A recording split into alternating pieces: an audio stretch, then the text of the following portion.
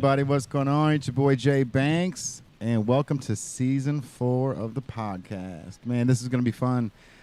So now the podcast is in the windows of the gallery at Newport on the Levee. So if you want to come down here and be a part of it, all you got to do is come down. There's plenty of spots to hang out. Check this out. Boom. All that area over there. We've got... they got ping pong. They've got actually there's going to be a cornhole league starting down here too, which is going to be cool. So I emailed them about trying to turn one of the cornhole boards into native boards. I figured it'd be better than having like a lane 5, right? They can be like this, go play on the native decks. Yep. So anyways, so if you saw the video that we just played, that is a guy here in Cincinnati. His name is Robbie Maloff. They call him the Hebrew Heartthrob. Hebrew Heartthrob. My man. There he is. What's going on, big dog? What's up, guys? How are you? How's everybody doing today? Good? Pull that up about a fist from your mouth. Yeah. Perfect. How's that? Better? There it is. We rocking? Cool.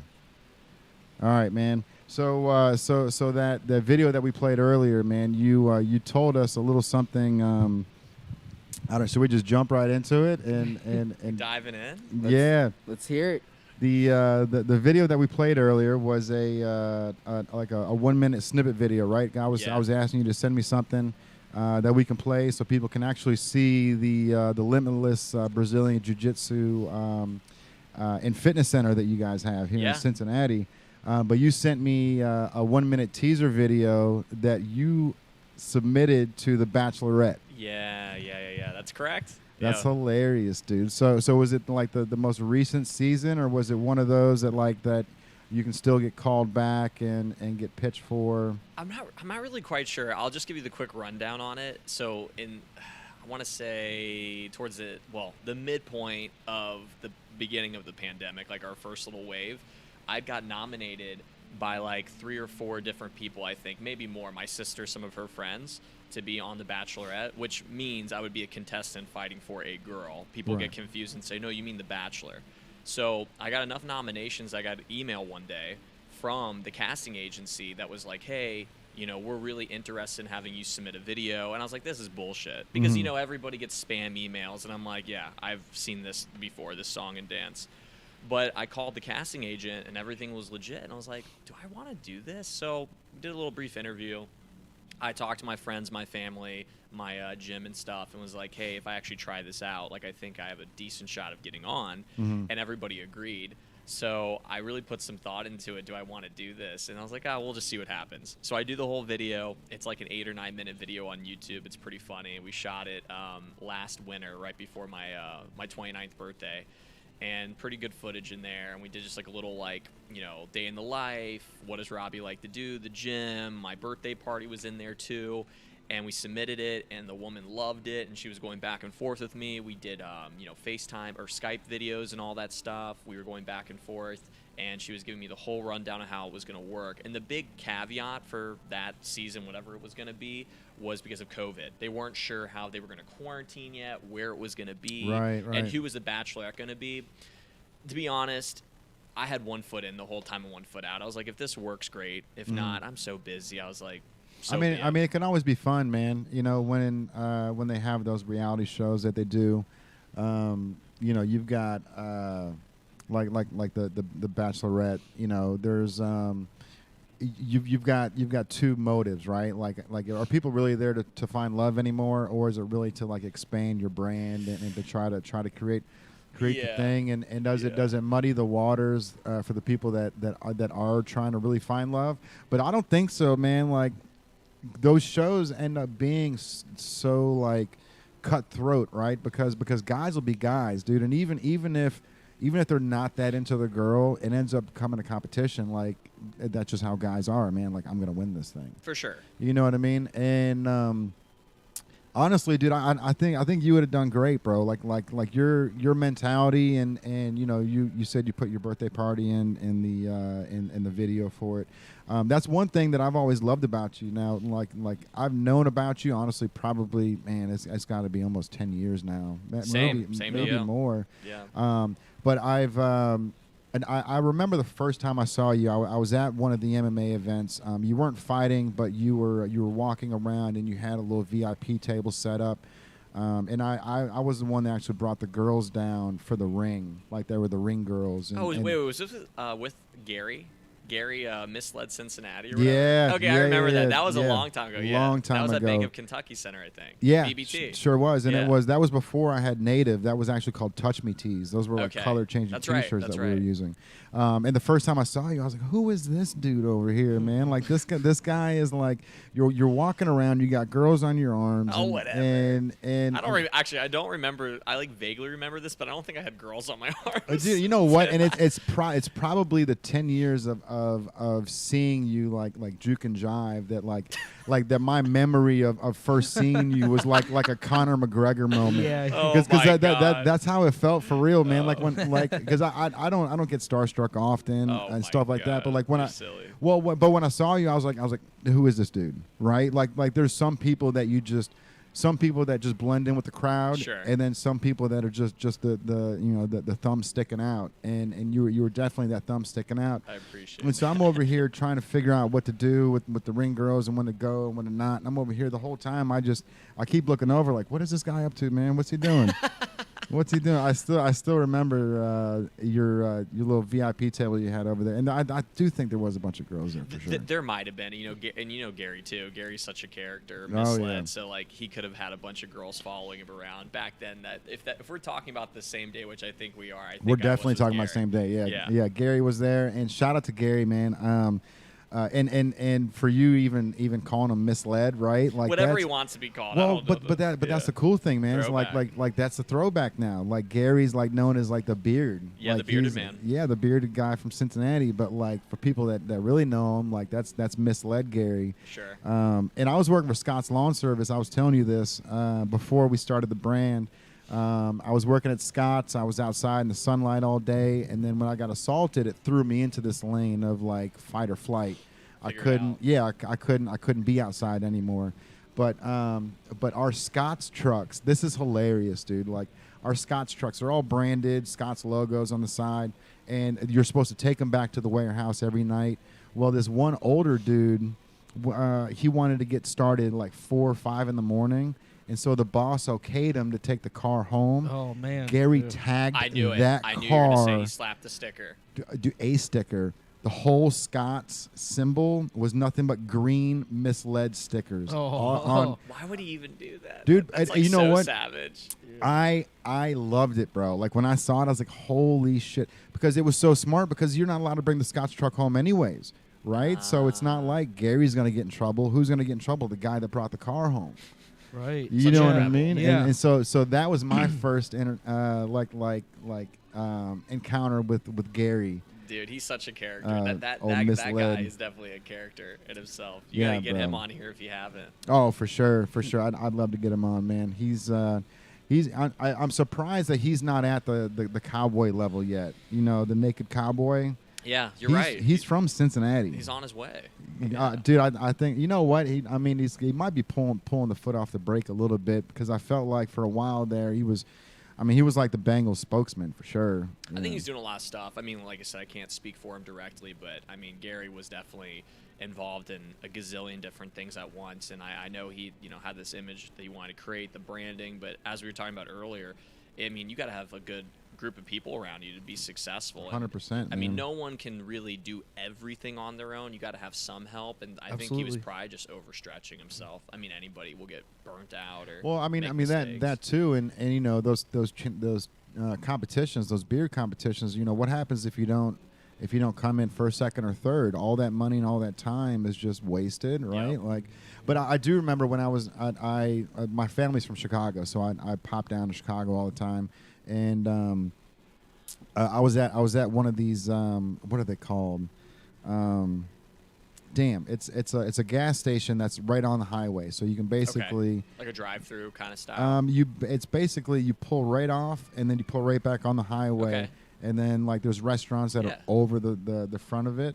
But there was a whole like thing of Gary in there, like the Oh, the whole no bearded way. competition. Yeah, That's sweet. And there was like an actual poster of Gary in there. I took a picture, like I was fanning out, and That's I sent goals, it to him. dude. Yeah, for sure, man. It's so cool seeing those things, and even I think he did place in the Chicago one. Sure. But that's got to be tough, bro. Like, and same thing for MMA. You know, when you're fighting, it's like you train for how long, and then you're fighting for a total of 12 minutes. Yeah, I mean anywhere 12 from to 15. You know, 5, 10, 15 minutes. You know, it's a short window, and same deal for like jiu-jitsu competitions as well, because that's where I primarily am focusing my energy now. Mhm. And like it's the same deal. You know, 1 6-minute match or 1 10-minute match, and that could have been everything you were working for the last 2 months, 3 months, 6 months. It's crazy. So. And you've got to too. That's the crazy thing, man. Like you don't realize like 6 minutes in an arena or fighting, Just competing. feels like 30 minutes of like just It can. man. Oh, it absolutely does, It for can. sure. It can. Yeah. I wrestled in high school, so like You I get mean, it. Yeah. So that time period of like the 2-minute rounds, You're it's exhausted. just you put so much energy in each minute is its own battle, you know. Yep. I mean, I did some mixed martial arts. I was a black belt in Taekwondo, and then we moved on to like Greco-Roman, and then some other things. Sure. And yeah. And when I was way younger, but like that time in that ring, that circle, it's just like time slows down. You're like, I've been in this ring forever. It's a minute. You've only been there in a minute. Like, In my experience, when you compete, it either will feel like it goes really fast or it's really slow. There's not really a happy median there, Right. at least for me. And I've had matches where I'm like, damn, that was quick, that was easy. And I've had matches where I'm looking up at the clock every minute. How much time's left? Yeah. How much time's left? How and I'm long? just like, How long have you been in the sport? Like you've obviously known Jay a lot longer. Sure. It's just day one of me meeting you. So like, what got you so hooked up in? Like, all right, I know this is what I want to do. I'm gonna make this a career, not just a hobby. yeah, that's a good question. I mean, I started doing mixed martial arts like formally in 2007. Came from a family of like a great grandfather, professional boxer back in like I want to say late 30s in Cincinnati. Nice. Way back, so we had some family with boxing, and then martial arts was always a big thing on my dad's side in boxing. But really, just the great grandfather was like the boxer, and everyone else was a fan. That's cool as shit, man. So That I is so always dope. had like a little bit of like that, like growing up watching the Bruce Lee stuff, and then I was a hyper kid, classic hyper kid, bouncing off the walls. Right. Wrestled 1 year in middle school because I did every other sport and I sucked. And I sucked Yeah. at wrestling. I watched an Ultimate Hoist Gracie rerun on Spike TV, Oh my goodness. and that's what got me. Is I was watching that and I was like, whoa. So how old was that? Like the tournament versions, or was that like the one fight? That was the one tournament. So fight? that wasn't even like the first UFC pay-per-view I actually ever saw. I remember still to this day was UFC 60 Hoist Gracie versus Matt Hughes. If anybody remembers that, that's Oh, yeah. a throwback. That was a big fight. That was Gracie not allowed to use his gi in that one? Gracie was not in a gi. Gracie was just in like normal, shorts and gloves. And Matt Hughes, they're like, who will win? The best fighter, the best welterweight of all time, Matt Hughes versus the legendary Hoist Gracie, and Hoist Gracie got steamrolled. Yeah, and do you think it was because he wasn't able to use his gi? No, I mean, it was just because you're looking at like the modern day martial artist versus the old school guy. They were For trying sure. to fight like recently they just did a crossover fight, which was terrible. They did the big boxing fight between Vitor Belfort and Evander Holyfield. Did Oh you guys my see God, that? dude! Yeah, That was sad. I didn't get it was sad. Bro. I felt the athletic commission should have never sanctioned that, which by the way Nevada rejected it. That's why they moved to Florida Yeah. on like a day's notice. Oh wow. I mean, that was just really sad. I didn't get to see it, but I saw the clips every day. I do I mean, the. you probably saw the whole fight because it was like 10 seconds. Dude, I mean, yeah. that one and Tito. Yeah. Yeah. Oh. Sports Center on Snapchat. I literally watch that every day. Just so they mauled talk them. about the highlights. But I mean the crossovers like Floyd and Connor and stuff like that. Everyone was expecting like, oh, Connor's gonna beat him up and all this other Yeah. stuff. I take nothing away from either one of them. No. I'm not a big Floyd fan, or I like Connor, whatever. But it was one of those things where it was like, to me, I expected that outcome. Like, Yeah. I generally saw that happening. Oh, okay, yeah, Floyd's probably gonna knock him out, or he's gonna win the fight. It is what it is. And I agree, and I think like the way you kind of cut through all the bullshit is this. It's pretty simple. 9 times out of 10, when you put somebody in a sport that's not theirs, even if it's similar. Yeah. Okay, they don't practice that specific craft every single day. There's so many nuances and details to each sport, the rules, how you move, how you react to the referee, the ring, all these little things that make a huge difference. Now, there are a few outliers that every once in a while will cross over and dominate, but it's rare. So to say, you know, Conor McGregor's going to come in, never have a professional boxing fight, and beat the greatest of all time was very unlikely, but he did put up an incredible fight. Yeah, no, that was a great fight. He did do his own, you know, it's at least, I think what everyone was expecting was like, oh my God, Floyd's just going to straight knock him out. Like, it wasn't going to be a fight anyway. Yeah. I like I said, I saw that happening, and I'm biased because I say if they would have got an octagon, Conor would have won. And that's the point. Easily. So it's like the purest form of combat, when we talk about combat sports too, just to make it clear, is MMA. Okay, Yes. It doesn't matter what any boxer says, and like Yes. sometimes boxers are a little bit more like, I'll call them hoodlums, or like think they're like thugs, and they just like, I'll kill you, blah blah blah. Right. But if you want to know the purest form of combat, it's MMA, because I can take you down, I can kick you, I can punch can you, hurt you. and even if you're a way better boxer than me, once I get my hands on you and take you down to the ground, it's over. Or once it's or OV. what about when I kick you in the head? Right. So that's the biggest thing. If you want to know who the baddest fighter is, it truly is MMA. Get him in the For sure. octagon. Yeah, take it to the There's ground. no argument. Yeah, There's no, totally agree. how can you argue? Like, if this is real life and we're gonna fight in the street, I'm gonna kick you, punch you. Now you might pull out a weapon too. But Yeah. Pull out a but gun at least when or we're talking about fighting, it's not just boxing. I was a real big Ronda Rousey fan, so Oh, yeah. I followed her 12 wins, man, her victory. I had the hoodie, I had the shirt, and everything. She was amazing, And man. then when she lost, I was sad. I mean, I still respect the woman. Like, Yeah. I'd never get in the ring and try to fight her. She'd kill me in a second. She'd probably kill me too. So what do you think of the Tito Ortiz Anderson Silva? Yeah, because I totally agree, man. Like the mental status you have to be in when it comes to MMA is way. You have to be precise, man. Like your mind has to, like your clarity has to be there, and like I don't know if it was just.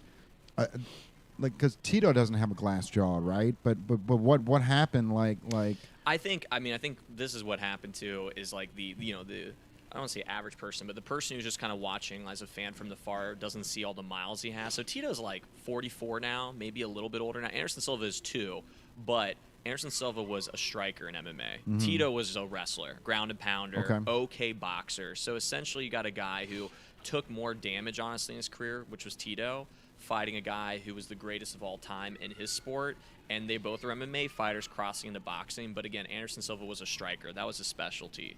So Tito, I mean, bro, like that hit was fucking perfect. well, I mean, and Tito was just swinging and hitting. It was like, what are you It doing? was embarrassing. Yeah, he's just swinging, hitting nothing. And I'm really good friends with Rich Franklin, and he's one of my mentors. I consider him like a close friend, and he's given me fantastic advice. And so we were talking about that fight. He's like, I don't know what the fuck Tito was thinking. Yeah. Because he wasn't hitting anything. Anderson Silva's just a G. He's cold, man. Anderson Silva scary. is probably, at this point, the greatest combat athlete of all time. He just beat the boxer before. He fought Chavez. I think I know something. He beat like a legendary boxer with a record of like 88 and like 5, or I'm probably butchering it. And he beat him in Mexico City or Mexico right before he fought Tito. Hurt everyone's feelings. You know what I noticed about Anderson Silva in that fight was he almost went back to, like, because he finds his distance quick, and he can sit there and keep his his gloves down, and every time you're punching, he's just an inch away from his face, and he knows it. Like, and I felt like when Tito was swinging like that, like he was just getting ready for that punch, man. Just avoiding as many of those wild haymakers that Tito was throwing. Goals. That one hit. It seems like 40's the way to move now. I mean, And then that Holyfield fight, bro. Like, man. But we talk about this, and then we look at somebody like Mike Tyson, who still got it. Like, I'm sorry, the man hits. I watched him hit that bag, man. I was like, I would never want to be anywhere near his fist at all. Now, it would be cool. I'd like to see if Tyson did one of these kind of, like, I'll call them novelty fights or crossover fights. The Triller. Yeah, fights. it would be, because the Roy Jones fight wasn't exciting for me personally. No, it wasn't. And it it definitely seemed like they had mapped out, like, we're gonna have a little bit of like a dance here. I think play. that was more of a plan, like not necessarily the winner, but like you said, like this is how this is gonna go for the moment. It would be cool to see what Tyson would do against like one of these MMA guys. I mean, which I think he would win, or just another like crossover fight. I would love to see Tyson. Yeah, put on the I was more of a fan of having the Holyfield Tyson fight back, but after watching this on Triller, bro, it's like Nope. That's so heartbreaking too, because like Holyfield wanted that fight, and now there's no chance that No. Holyfield's ever gonna get No a shot in the commission. ring. No commission will ever approve him. And I also heard through the grapevine that when Brandon Schaub had him on his podcast or was interviewing him before the fight, that he had to have like a keeper with him because he didn't know where he was. He legit was getting lost and confused. Like he legitimately has CTE. I would almost guarantee it. I mean, he has actual brain damage, and it's sad to say because combat athletes don't want to talk about it. Yeah. It's like the big it's a big elephant in the room we don't want to talk about because we've all been hit in the head too much. But Evander 100% is you're seeing cognitive decline, no doubt about it. He can't speak well. I mean, he never could speak well, but he was really struggling to come up with words during that whole week of interviewing. And I watch that stuff too to see how a fighter is. I like For to sure, see. because you analyze everything, man. You're like that bookie that knows that the quarterback's dog is sick. Yeah, You know what I mean? exactly. That's Yeah. good. Yeah. Right. All that Yeah. stuff influences, a fight. But anyway, that fight was terrible. It's good to pay attention though. Yeah. Like Jay said, like knowing your surroundings, knowing even like researching like the person that you're gonna go fight. Like Oh, yeah. whether you're friends with this person or not, it's good to know who you're stepping Yeah, in the ring you with. should know everything about Yes, them. absolutely. You should know as much as you Everything. can. I mean, if you're 100%. getting, that's the thing is like, not that they're your enemy, but like you want to know about your enemy. You want to know what they've got coming at you. Hey, friends close, enemies closer. Exactly. I was about You to get to wanna- that. Yeah. Right. You want to study Right, I every mean- single person you're gonna look across. Dude, I that. remember in high school, like I did all right in my wrestling career, whatever, and competed in state and everything on the Kentucky side. But I remember our coach being like, "I know for a fact that he trains with his dad."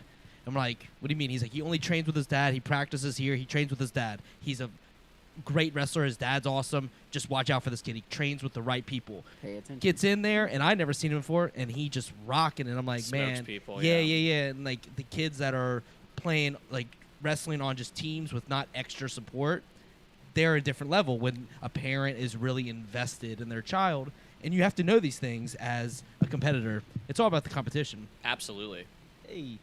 We're live on quite a few platforms, so if you're checking it out on Facebook or you're on Instagram, we appreciate you being here. So Share it. Yes, Share it, share baby. it. Share that podcast. Yeah, for us. We so appreciate you. Yeah. so speaking Share, of, share, man, you've got a lot going on. You've got Limitless Brazilian Jiu-Jitsu.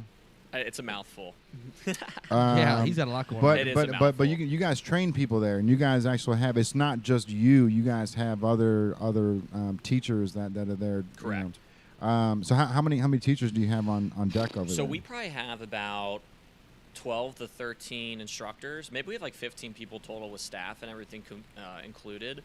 That's awesome, dude. To know that there's that many trained instructors, yeah, for sure. Like all in one city too. What I love about like our industry, and I know right now a lot of like businesses are struggling, restaurants especially with employment, and just recently I've seen in Cincinnati and Northern Kentucky bars and restaurants having to close down for lunch or during the day because staff isn't showing up or whatever. It's insane, dude. It's sad and it is insane, and that we can talk about that a whole nother time. But Different day. Yeah, different day. But my guys love what they do. Another thing too is my instructors only teach a couple hours a week, and I have one full-time guy, and everybody else has a job outside of it. So when they come to the gym to teach, they love what they do. It's like, oh, this is great, and they get paid to do it too. Not a whole lot of money, but they enjoy it. So the morale in my gym is great. It's one of those things I don't think I'll ever be worried about, like, oh God, will my instructors come and teach? Because it's just a part-time thing for them. Right. But they're passionate. But That's they- the thing. They love what they do. But they enjoy what they do, and that's they love what's what important. they do. And Yeah. I saw the local 12 interview you guys did, and there was it seemed like there was a ton of females in there, dude. So it's not just like kids that because when you think of like Brazilian Jiu-Jitsu training, you think of like parents bringing their kids to train and learn.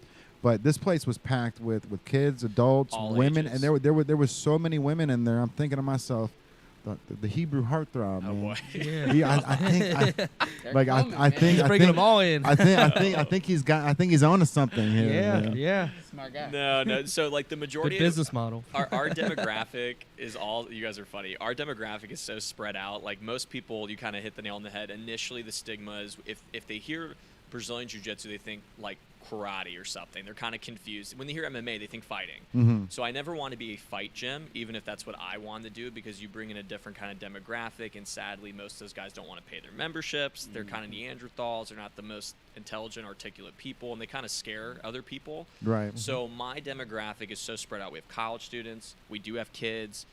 We have physicians, we have doctors, we have people with P&G, lawyers, big corporate wigs, millionaires. People are just incognito, but I call the gym a melting pot because it's every demographic: black, white, Chinese, Asian, foreign exchange students. It's such a cool place where everyone blends in, and that's, I think, what I'm most proud about outside of what I physically teach, is how it literally brings all walks of life together. For sure. Muslims, Jews, Democrats, but no one cares. When you're in the gym, everyone's just training and helping each other, and it's such a cool blend of people. So the question is, where's this gym? How do I sign up? And yeah, you should, man. So go. we're on East McMillan Street now. I am right across from Parkside. Parkside, that old, it used to be Frisch's a long time ago in Walnut Hills. What's the name? What's the name of it? It's called Limitless Brazilian Jiu-Jitsu and Fitness. And what's the actual address? 1019 East McMillan Street. So what makes it funnier, and you'll probably know what it is, I bought the old Walker Funeral Home building and converted it into my gym. That's incredible, dude. That's it. So you said the address, and it's funny.